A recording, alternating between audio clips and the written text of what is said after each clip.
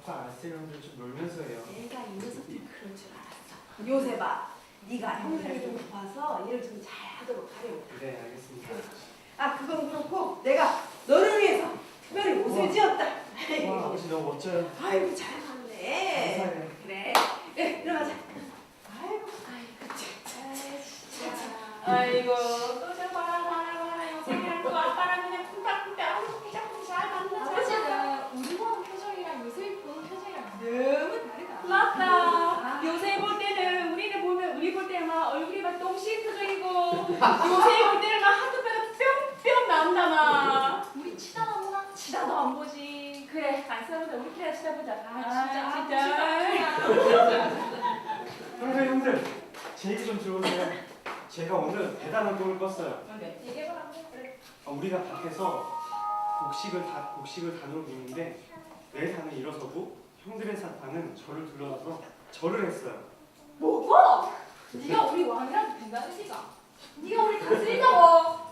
와 진짜 웃기는 소리 하고 있네. 이게 진짜 보자 하니까 보따리가 되네 참말로.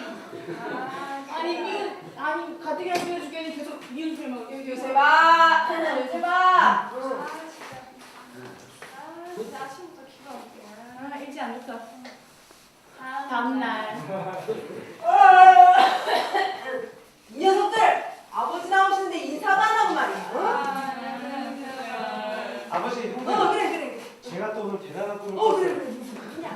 오늘 해와 달과 11별들이 또 저를 향해서 또 절을 했어요. 그게 무슨 말이냐? 그러면 나와 네 어머니와 형들이 너 땅에 엎드려가지고 너한테 절이라도 한단 말이냐? 에휴, 녀석이냐? 너는 또 배꼽 껐냐? 니 맨날 돈 바꾸고. 장난잖아. 아이고 또 아침부터 또 이상한 소리 해가지고 기분 안 좋아졌다. 가라 진짜 않다. 진짜. 이렇게 힘들어도 나에게는 희망이 되는 꿈이 있어. 안녕하십니까? 안녕하세요. 3년 전에 과거에 함께 신앙생활하던 동역자님들을 오랜만에 한 12, 13년 만에 만나서 이야기를 했습니다. 이런 얘기 저런 얘기 하면서 이제 결론적으로 한 말은 예수님께서 인도하셨다. 하나님께서 인도하셨다는 말이었습니다.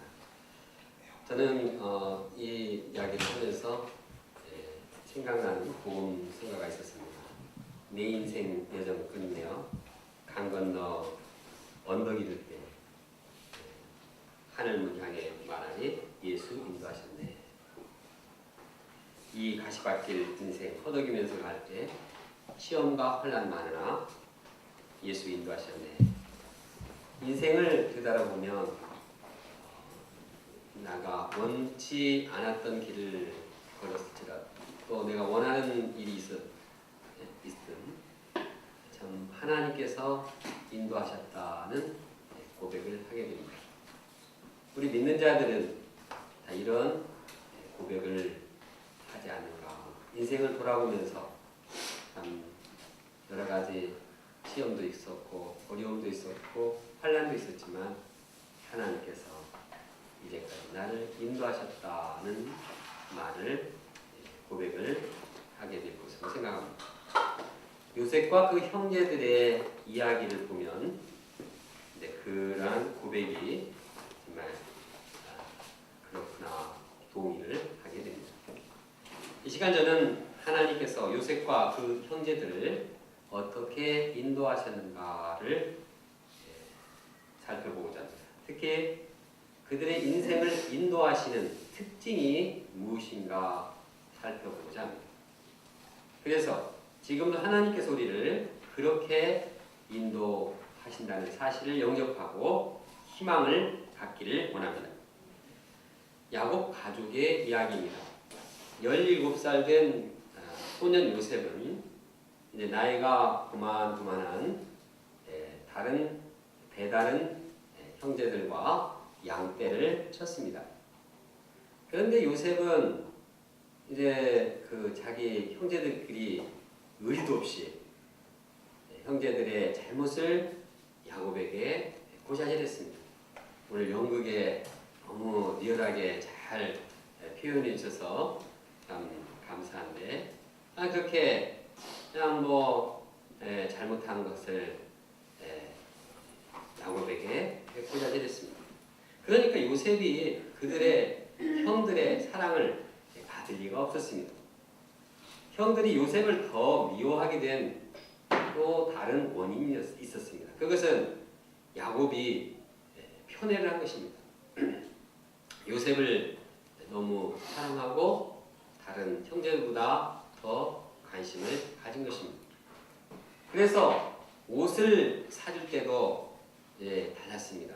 다른 형제들은 그냥 광목 떠다가 대강 그냥 옷을 만들어 핫바지를 만들어 쓰는데 요셉은 그냥 컬러풀한 채색 옷을 입혔습니다. 이러한 대우를 받는 형들은 참 야곱에게 불평했습니다. 아니 자식이면 다 귀한 자식인데 뭐 나를 핫바지로 보냐 하면서 아버지에게 불만을 터뜨렸고 요셉을 더 미워했습니다. 그래서 형들은 요셉이 너무 미워서 요셉이 인사를 해도 잘 안 받았습니다. 굿모닝 해도 아이고 너 보니까 신경이 난다. 그냥 절 비켜라. 이렇게 반응을 했습니다. 이처럼 야곱의 아들들 사이에는 갈등과 또 미움이 사라지지 않았습니다. 그러다가 형제들이 요셉을 더욱 미워하게 하는 사건이 터졌습니다. 그것은 요셉이 자기 꿈 얘기를 형들에게 한 것이었습니다. 꿈에 보니까 요셉의 곡식단이 일어섰는데 형들의 곡식단이 몰려들어서 절을 했다는 것입니다. 이 말을 들은 형들은 너무나 못마땅했습니다. 아니, 너는 어떻게 꿈을 꿔도 또 그런 꿈만 꾸냐? 우리의 왕이 되겠다고? 네가 우리 다스리겠다고? 형들이 이 정도 부정적인 반응을 보이면 요셉도 좀 눈치를 찌려가지고 다음에는 그런 꿈 이야기하면 안 되겠구나 이렇게 생각할 법도 합니다. 그런데 요셉은 또 꿈 이야기를 꺼냈습니다. 이번에는 해와 달과 별 한 개가 요셉에게 절을 했다는 것입니다. 이 말 들은 형은 그래 너 참 잘났다 시기하며 미워했습니다. 그러나 야곱은 한편으로는 요셉을 책망하면서도 또 한편으로는 그 꿈 이야기를 마음에 새겨놨습니다. 한 번은 요셉의 형이 세겜이라는 땅에 가서 양떼를 쳤습니다. 야곱은 아들들이 잘 있는가 궁금해서 요셉을 보냈습니다. 요셉은 고향에서 한 80km 떨어진 세겜까지 열심히 찾아갔습니다. 그런데 세겜에는 형들이 없었습니다. 그런데 어떤 사람이 정보를 알려줘서 거기서부터 30km 떨어진 고단에 형들이 있다는 정보를 알게 되었습니다. 그래서 요셉은 포기치 않고 형들의 안부를 묻기 위해서 또 찾아갔습니다. 그런데 요셉이 저 멀리 오는 것을 형들이 보고서 아주 음모를 꾸몄습니다. 자, 저기 꿈쟁이가 온다. 자, 우리가 저 꿈쟁이를 죽여서 구덩이에 던져넣자. 아버지에게는 들짐승이 죽여서 그가 이미 죽었다고 말하자. 그래서 저 녀석이 어떻게 꿈꾼 것이 어떻게 되는가 한번 보자. 이렇게 음모를 꾸몄습니다.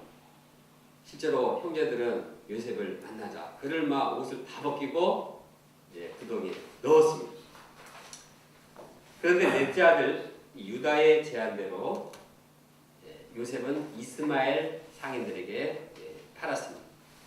그리고 그 이스마엘 사람들은 요셉을 애굽 보디발의 노예로 또 팔았습니다.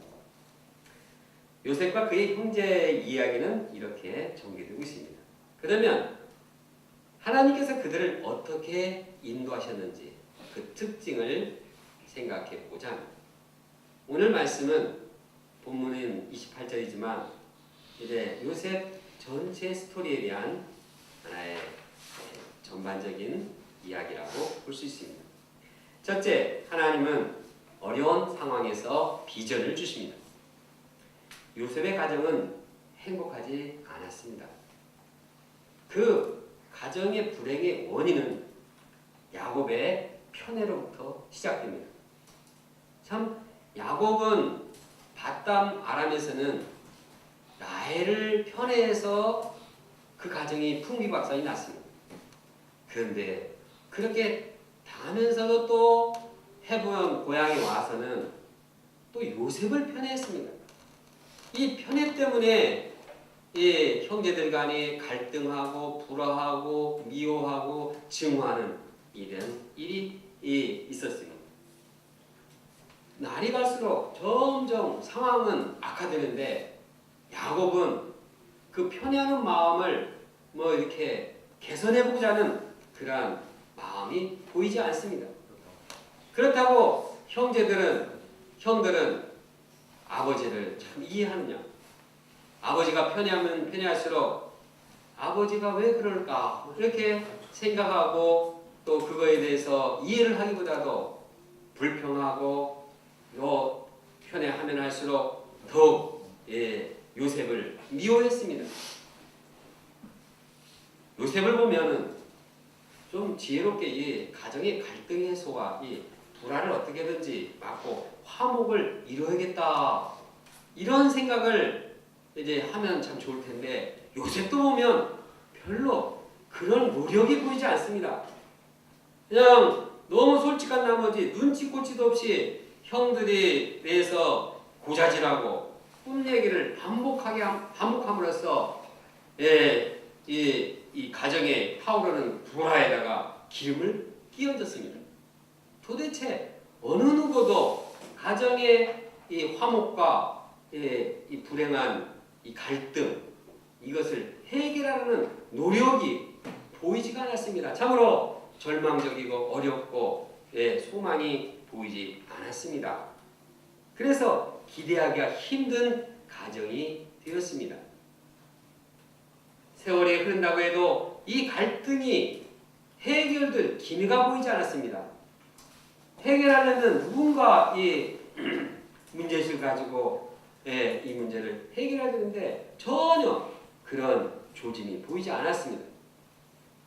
그러나 이 문제에 대해서 문제의식을 가지고 도우신 분이 있습니다. 그분이 하나님이십니다.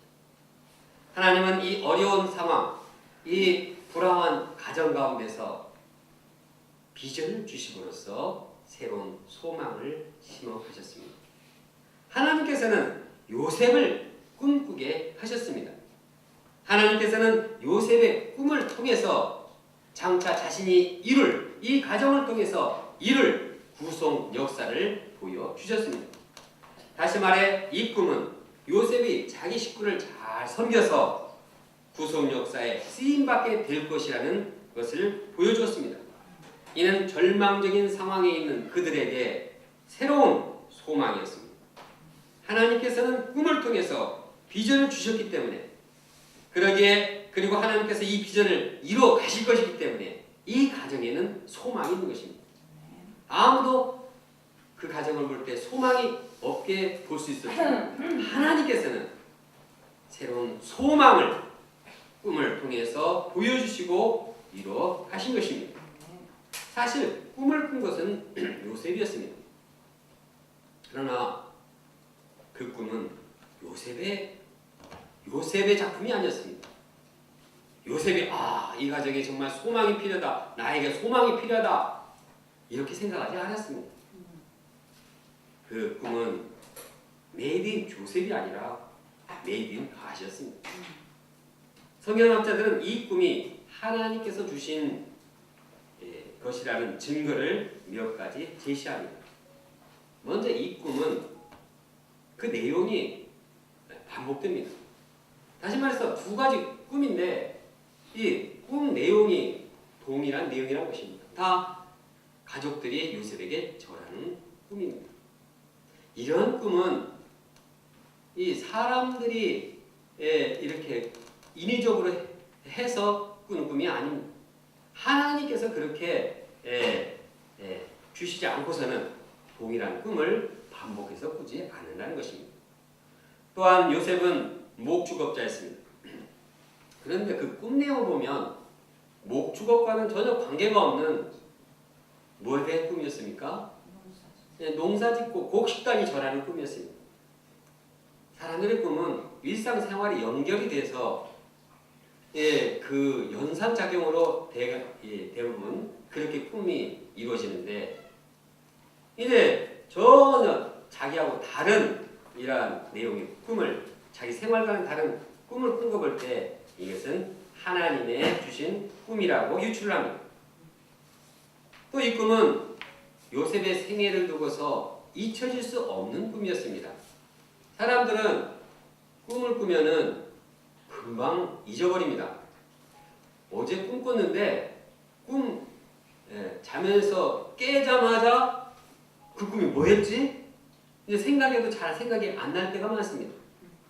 또 꿈도 기억나는 것도 하루 이틀 며칠 일주일 가면 다 잊어버립니다. 많이 꿈 꾸는 분들도 당신 뭐 꿈꿨냐면 잘 생각이 안 납니다. 이것이 보통 사람들이 꾸는 꿈입니다. 그런데 요셉이 꾼 꿈은 13년이 지나서 형들을 만났는데도 잊혀지지 않았습니다. 그래서 요셉이 이 형들을 만나고 그 꿈을 기억했다고 말하고 있습니다. 이처럼 하나님이 주신 꿈이었기 때문에 이제 잊혀지지 않고 그것을 간직하고 있다는 사실입니다. 이러한 정도에도 요셉의 인생을 보면 하나님께서는 요셉에게 이제 꿈을 주셨고 그 꿈을 하나님께서 친히 이루어간다는 사실을 부인할 수가 없습니다. 이처럼 하나님께서는 어려운 상황, 불행한 상황, 절망적인 상황 가운데서도 일방적으로 꿈을 통해서 비전을 주셨습니다. 하나님께서는 종종 꿈을 꾸게 하심으로써 일어날 일들을 보여주시고 비전을 심으시는 분입니다. 예를 들어 야곱이 특히 이 요셉 사건을 전후로 보면 하나님께서는 꿈을 통해서 미래를 비전을 보여주시는 분입니다.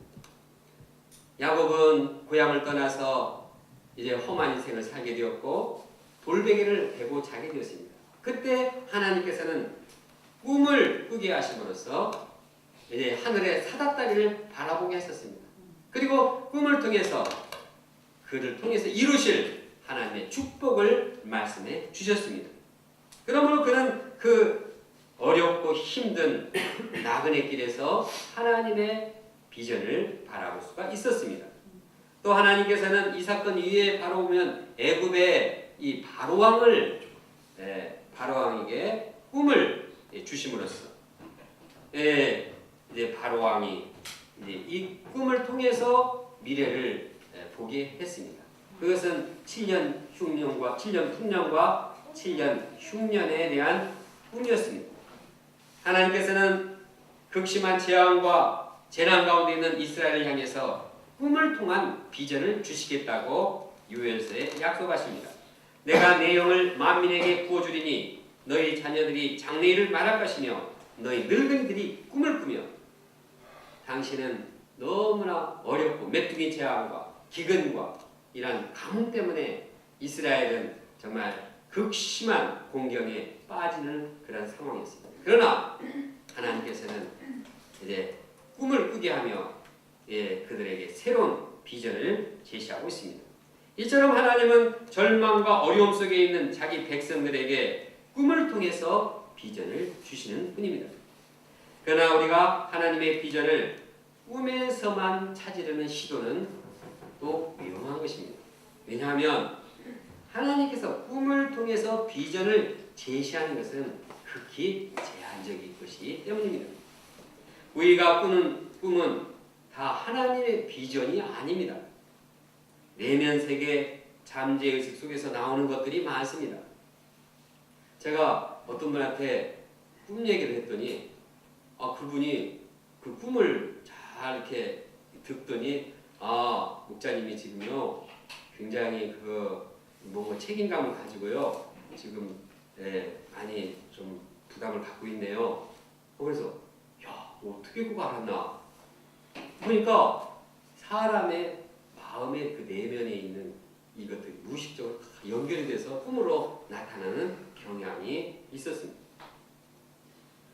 또 꿈에는 이루어지지 않을 개꿈이나 돼지꿈도 있습니다. 개꿈은 꿈에 개가 나오는 것이 아닙니다. 개가 나오지 않고 이루어지지 않은 꿈이라는 것입니다. 그런데 개꿈을 꾸고 나서 하나님의 비전이다.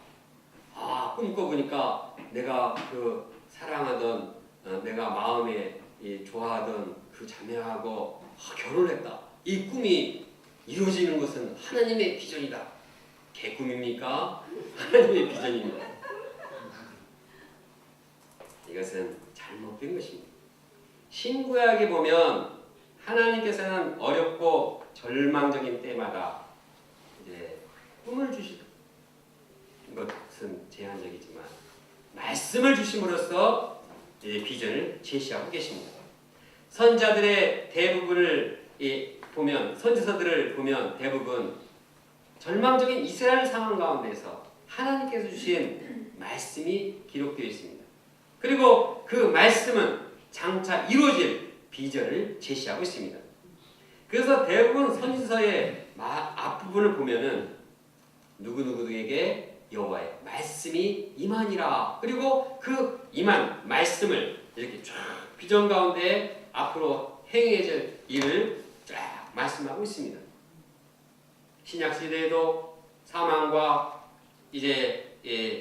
사망의 땅에 또 그늘에 앉은 자들에게 예수님께서는 말씀으로 비전을 제시하고 계십니다. 이와 같이 하나님은 어렵고 절망적인 시대 상황 가운데서 항상 말씀으로 비전을 제시하고 있습니다. 여기에 소망이 있습니다. 그럼 우리가 하나님의 꿈과 비전이 담긴 말씀을 마음에 품고 영접하기를 원합니다. 그때 하나님께서는 우리를 그 말씀대로 이루어 가실 것입니다. 우리가 말씀을 소유하면 그 말씀은 반드시 이루어집니다.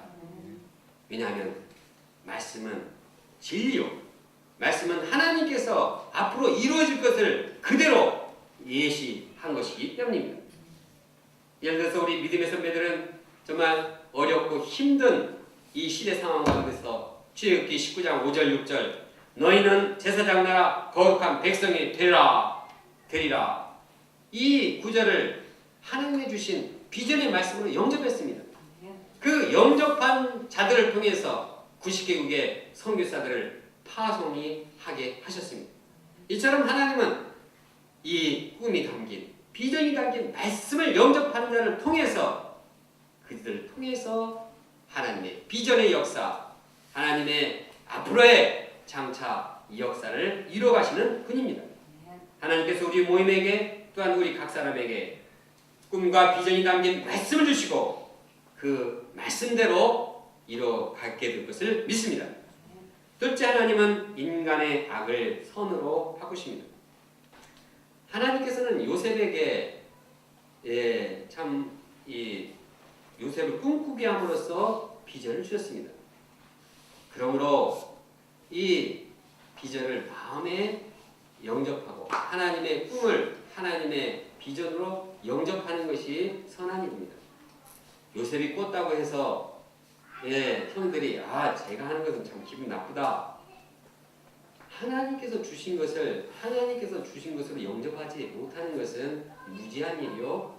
그것은 또한 선한 일이 아닙니다. 하나님이 주신 꿈을 하나님께서 주신 것으로 받아들이는 것이 좋은 일입니다. 선한 일입니다. 그러나 오히려 꿈 때문에 형들은 요셉을 더 미워했습니다. 미워해서 죽이고자 악한 음모까지 꾸몄습니다. 결국 형들은 요셉이를 구덩이에 빠뜨렸습니다. 본문에 보면 구덩이라는 단어가 5번이 반복됩니다. 그 구덩이는 살인의 구덩이요, 인신매매의 구덩이요, 슬픔의 구덩이요, 또한 절망의 구덩이입니다. 이 구덩이는 인간의 죄악된 그 행함을 나타내주는 표현입니다. 나중에 요셉의 형들이 구덩이 사건을 기억하면서 자신들이 악을 행했다고 고백하고 있습니다. 이때 요셉은 형들에게 말했습니다. 당신들은 나를 해하려 하였으나 하나님은 그것을 선으로 바꾸사 오늘과 같이 많은 백성의 생명을 구원하게 하시려 하셨나니. 요셉의 말처럼 형들은 악을 행했습니다. 요셉을 미워하고 죽이려 했습니다. 그래서 구덩이에 던져 넣었습니다. 그러나 하나님께서는 요셉을 통해서 많은 생명을 구원하셨습니다. 이처럼 하나님은 인간의 악을 반전시켜서 선을 이루어나가시는 분입니다. 여기에 인간을 향한 하나님의 놀라운 은혜가 있습니다.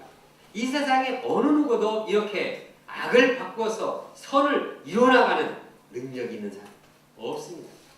오직 하나님만이 악을 변화시켜서 선을 이루어나가시는 유일한 권세자가 되십니다. 요셉의 형들뿐만 아니라 요셉 주위에 있는 사람들도 요셉에게 악을 행했습니다. 보디발의 아내는 요셉에게 누명을 씌웠습니다. 제가 나를 범하려고 막 대들었다. 참 여인들 조심해야 합니다. 여인들한테 뒤집어 씌워가지고 요셉은 감옥에 가게 됐습니다. 요셉은 다른 사람의 악함 때문에 오히려 자신이 고생을 하게 되었고 옥에 갇히게 되었습니다. 또 요셉은 옥에 있는 술 관원장을 잘 섬겼고 이제 그에게 은혜를 베풀어서 그는 이제 풀려나게 되었습니다. 또 관원장의 부탁에 참 은혜를 기억하고 나를 이제 좀 빼달라 이렇게 부탁을 했습니다. 그러면 그 술 맡은 관원장은 요셉의 참 베푼 은혜를 감사하고 그걸 힘써야 됐습니다. 그러나 그가 옥에서 풀려나니까 옛날에 요셉에게 그런 받았던 은혜 다 까먹었습니다. 은혜를 잊어버렸습니다. 그래서 요셉은 2년 동안 더 옥에 지체하게 되었습니다. 이처럼 사람들의 악함 때문에 요셉은 노예가 되었습니다. 사람들의 악함 때문에 감옥에 갇혔습니다. 사람들의 악함 때문에 옥에서 지체하게 됐습니다. 그러나 하나님께서는 이러한 모든 인간들의 악을 선으로 바꾸는 분이셨습니다. 그래서 하나님께서는 요셉이 노예 생활할 때 거기서 재정 경제를 배우게 했습니다. 옥에서는 이 정치가들과 함께 정치 수업을 받게 하셨습니다. 그리고 이제 요셉을 애굽의 총리가 되게 하는 기초를 닦게 하셨습니다. 그 후에 하나님께서는 요셉을 애굽으로 인도하셔서 생명 구원의 놀라운 역사를 이루게 하셨습니다. 이처럼 하나님께서는 시대마다 인간의 악을 선으로 바꾸어 주시는 참으로 좋으신 분입니다.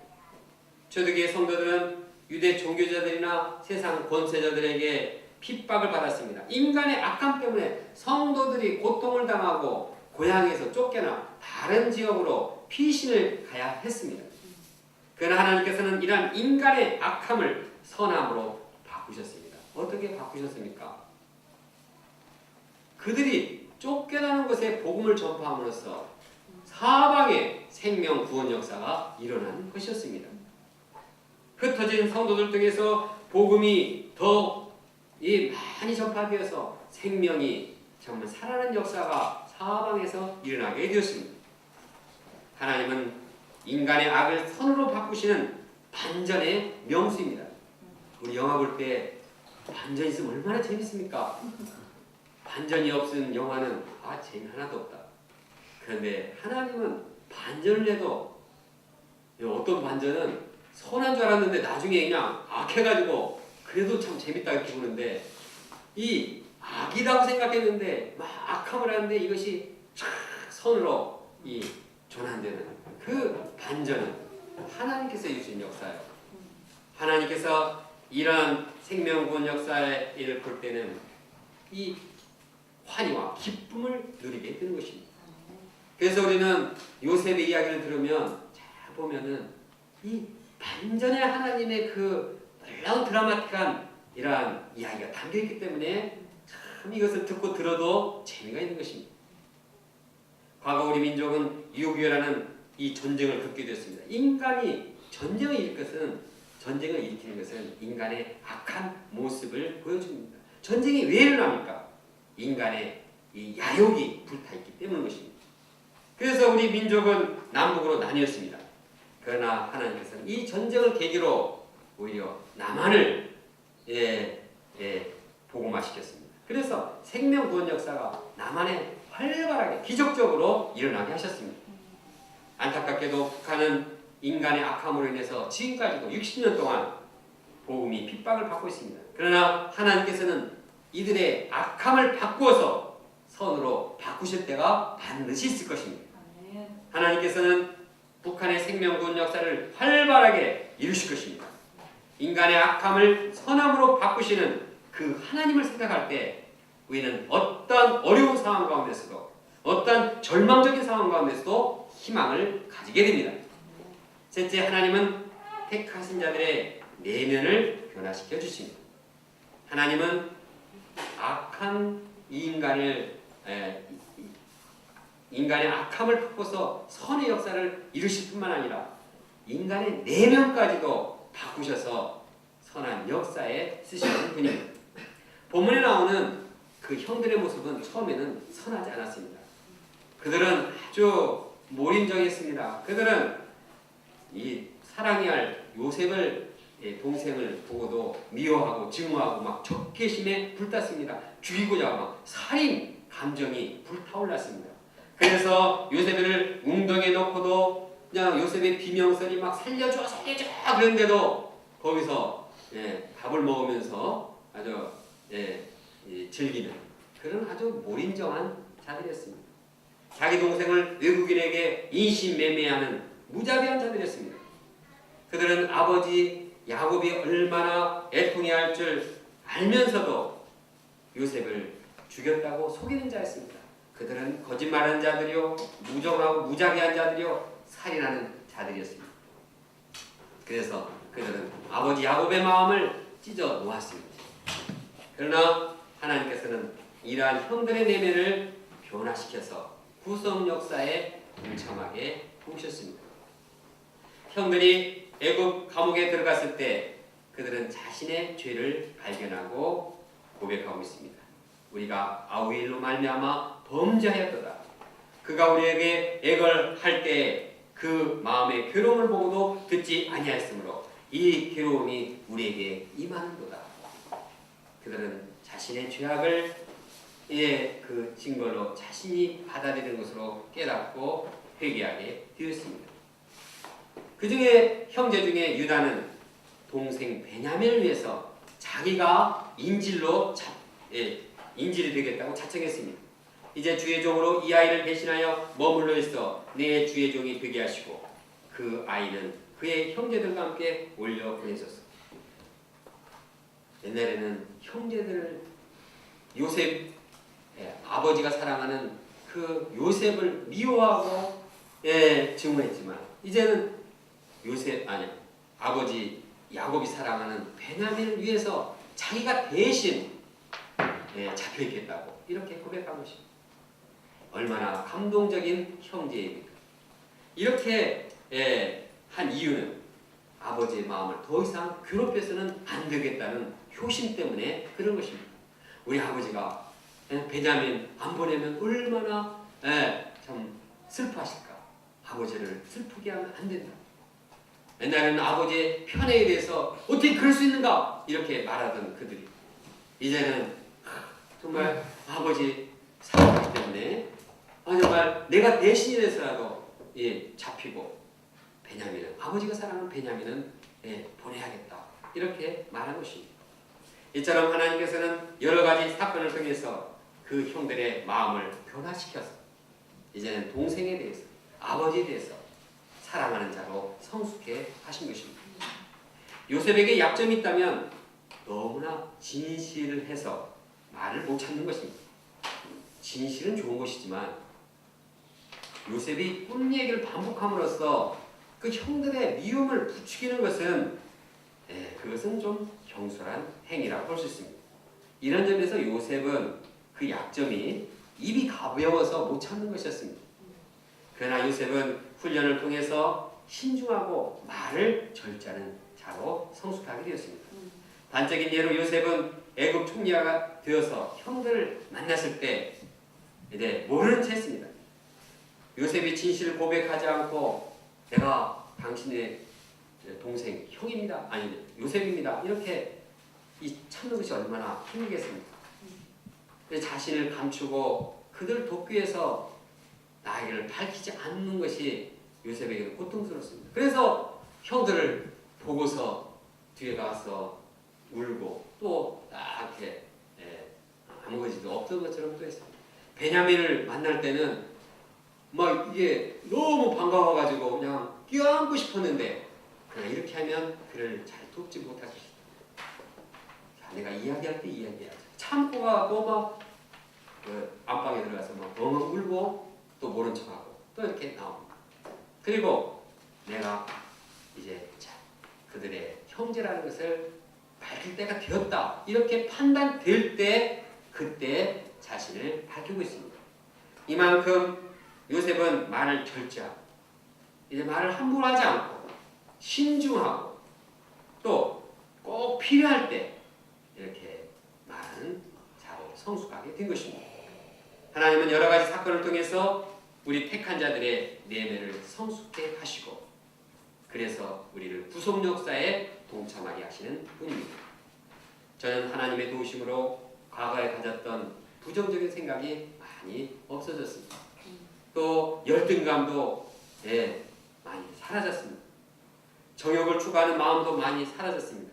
사람들을 이해하고 섬기는 마음이 점점 성장하고 있습니다. 이것은 하나님께서 택한 자들을 향한 은혜의 역사입니다. 이것은 저만이 아니라 우리 택한 자들을 들어서 쓰시고 우리를 변화시키고자 하시는 변화시켜서 쓰시고자 하는 하나님의 사랑인 것입니다. 결론적으로 하나님께서는 야곱의 아들들을 인도하시는 모습을 볼 때 몇 가지 특징을 발견하게 됩니다. 첫째로 하나님은 어려운 환경 가운데서 그들에게 비전을 주신 분입니다. 하나님은 인간의 악을 선으로 바꾸시는 분입니다. 하나님은 택하신 자들의 내면을 변화시켜주는 분입니다.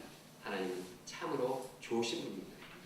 지금도 이 하나님께서는 우리를 그렇게 인도하십니다.